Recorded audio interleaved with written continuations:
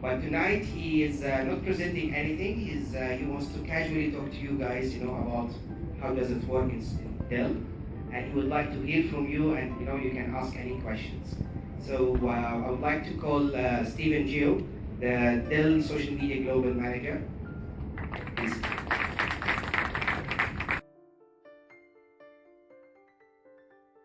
The Dell Outlet Twitter account became the third account ever to have 1 million followers. So think of the history.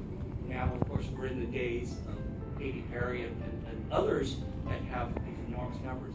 But back in the days, back in the way past days of 2007, 2008, dog years, I guess, as you look at them, we were very early on one of the first to have 1 million followers. Larger Marcom plan campaign. It could be the campaign for back to school. It could be the campaigns for the holidays. It could be the campaigns for summer, whatever.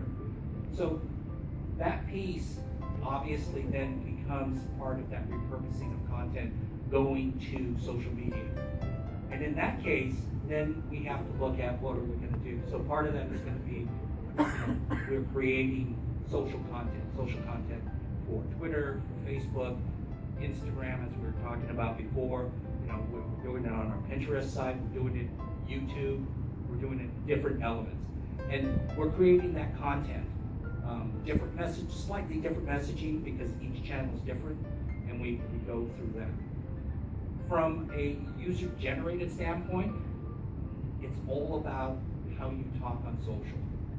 It's all about engaging with your customer. So what you do is you're always engaging. And by always engaging, they want to share with you. And when they share with you, you share it back. And by doing that, you get all this user-generated content. Because how great is that? My post is on Dell. But it also, because they're proud of what they have and what they're doing, to show it just shows in that sense. And that's the reason why we do, we get a lot of advocates. Because the advocates know that they have a lot of empowerment in terms of what they're doing for us. Students have different goals. So I can't answer that question broadly, but I can tell you that one of our goals is our brand esteem.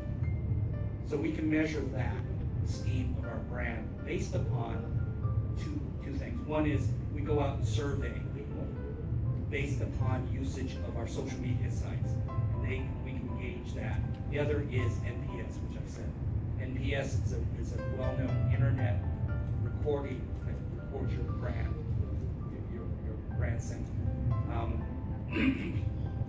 Support, what we do in support, we can measure.